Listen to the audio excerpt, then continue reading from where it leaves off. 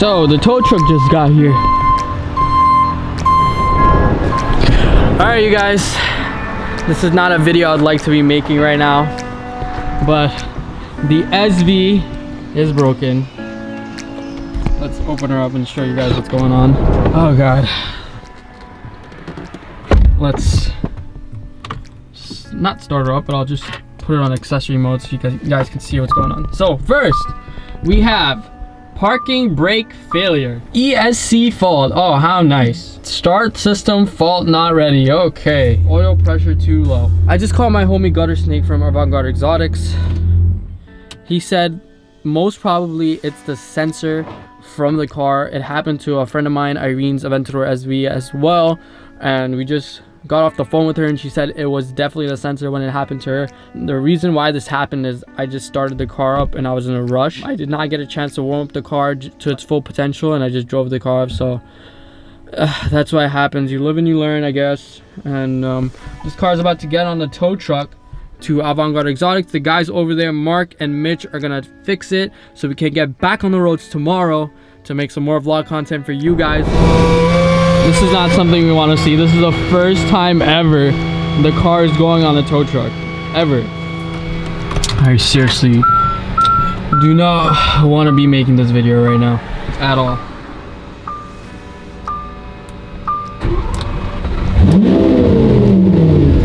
But I know this car is going to be in good hands. So, the car's on the trailer. The worst part about this whole thing is that as I was putting the car on the trailer right now, the lights just turned off. But just to be on the safe side, I want to make sure the car gets to AGX in one piece. So we're about to head up to AGX, drop the car, make sure it's perfectly fine because I do not want this to happen again. Oh, super stressful, you know, when stuff like this happens. So we're heading out to AGX right now to drop the car off. Tomorrow we'll head back there, get the synopsis of what happened to the car by Mark, Mr. Gutter Snake. Someone just woke me up to come tow this car. What did he say? What did your boss say? He's like, hey, are you up? I'm like, yeah, I'm up.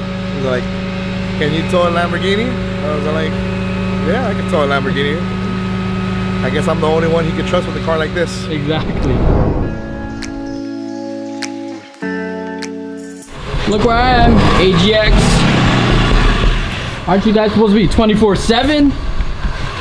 Oh, they are 24/7 because they're taking my car tonight.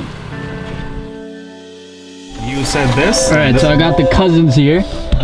So what's going on basically with the insurance company? Insurance company has 2 supervisors on there right now because the tow company agreed for one amount and then now wants more money and they're not releasing the car. So basically what's happening right now is the car is on the tow truck. You guys can see that at AGX. They are not releasing the car to us because when they got here, the owner of the tow truck company is asking for more money from the insurance company and they're not approving the claim. So we gotta patiently wait here and it's 2 a.m. in the morning. I'm so tired.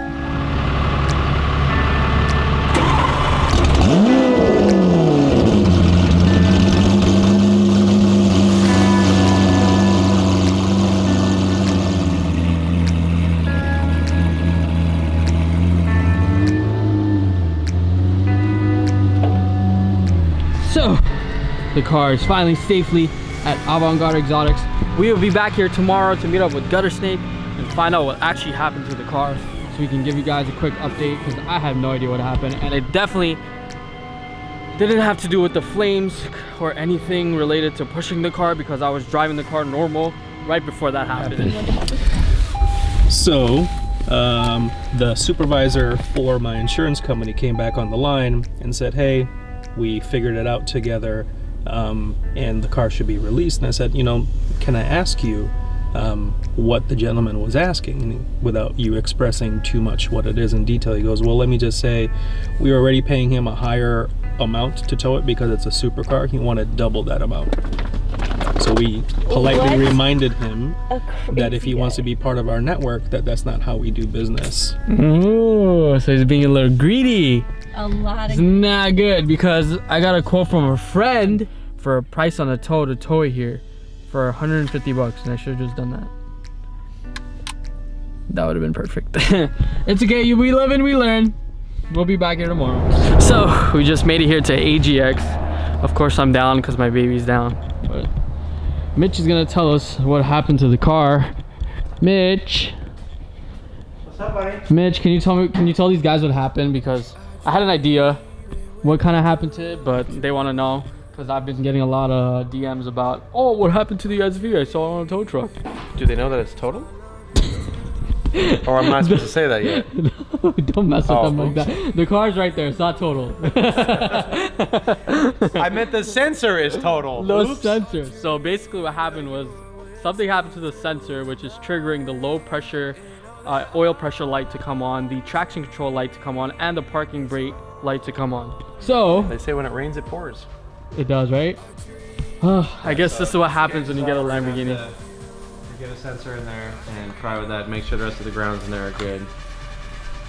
So how much is the You sensor put gonna your cost sensor- me? That's what I'm looking. They don't actually put it in like the, hey, here's your sensor. So usually you have to find it in some other random screen. But it's not that bad. I think it's like 75 bucks. Oh, it's not too bad. It's not, no. I thought it was gonna be like $3 grand. Wait, yeah, totally. Oh no! All right, we're gonna leave.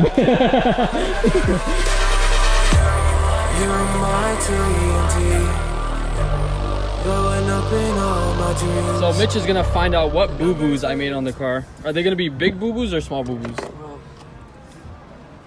If you're good, it's gonna be big. Because then that means that we'll have a better Christmas at the start to the new year. But Oh yeah. I mean, that's just being selfish. Oh, and look, these are the two most famous V12s on IG right now. The Murcielago and the Aventador. What do you think about that? Huh, Mitch? What do I think about it? Yeah. Well, not just any V12s. The car community, SV, and the Mondi Murcielago 6-speed LP640. I think both pretty famous in your own rights. All right, let's see what this what I did wrong. Basically, I didn't do anything wrong. I didn't do anything wrong. I started that now, but I started the car up. Judge of that. I started the car up and this light came on. So there you did. Already you started off with something wrong. Oh, I'm scared. I'm so scared right now. I have a question. Why do what? Aventadors take so long to start up compared to Huracans? Completely different. At this point, once it goes and starts, you're talking about once it's actually going. How long? No, it like takes? when I get into Or when this you hit car the and I key and hit the there's a button delay? and it takes way longer to start this car than the Huracan. I wish I had a really cool answer for that, but I think that it's just the system is just different in this car Got it. compared to the other one. Yeah, it's a totally different monster. You traded a bigger car for bigger problems. Right? Although the Aventadors are pretty good. Yeah. But when they do have their little. So quirks have you that had no an one incident can like this before in an Aventador? Where the oil pressure... No, I've heard of one other person having it as well. But no, this is not a very typical problem for the Aventadors. So I must have really did something wrong. Yeah, so, you know, if you're going to do it, might So as well have something unique I'll tell you what I and pain did. in the ass. I started the car up while it was cold and I just drove it. I don't know if that did anything. Well, no, but that's never a good idea to do anyways. Yeah. I was in a rush to get somewhere. I was late for dinner. And that's Aren't you supposed to be like fashionably late? I mean, doesn't that kind of defeat the whole purpose of what you're doing? Exactly, but I was extremely fashionably late for this one. You're doing a fast car. You can make up for it. I mean, of course, going No, speed but it limit takes is so just- long to warm this car up. It takes like 10 minutes just to warm up. No, but I mean, you gotta at least let this thing warm up for at least a good. Give it at least like a couple minutes. No, I literally started it and put it in first gear. Yeah, and these cars do not like the cold. It probably shocked it. Oh, Definitely. any car doesn't really like that. Yeah. You know, I gotta get out of Except this. for I that- gotta restart this. Except for that Prius loaner that I have. Well, I don't think that really classifies as a car. Besides Wait, do you the fact guys that have it any has loaners? wheels. Can I take that Rolls Royce? That would be nice. That probably would be nice. Guys, by the way, it's really cold in LA. Like, I feel like as we're complaining, it's like what? It was 46 degrees last night. I know. Like, I've never been that cold, and I know back, you know, in good old New York, and I got family there too. It's like they're like 46. They're like, you guys I'm are a bunch freezing of-" right now. Look, my But hands are literally shaking. It is cold. This is cold for us. So It's really cold. We're used to like the 110, not the 46. We're good. We're not down with the 46. High and low. So But basically, the actual car sensor itself, the oil car pressure runs sensor. perfectly fine. It's just the The switch. sensor can't read anything. Got it. Which I'm gonna go into the actual data and see if we can actually come up with. Because when we did What's start on the there? car that night, it ran perfectly fine. Yeah, and if you truly have low oil pressure, this thing will be butthurt. So But- what do you think triggered the sensor to just fail like that? It just happens.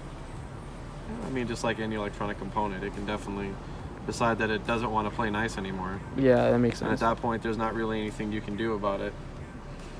So The easiest. it wasn't a bad boo boo. It wasn't a bad boo boo. It's not like I blew something up. Done worse. No. Let's not wish for that.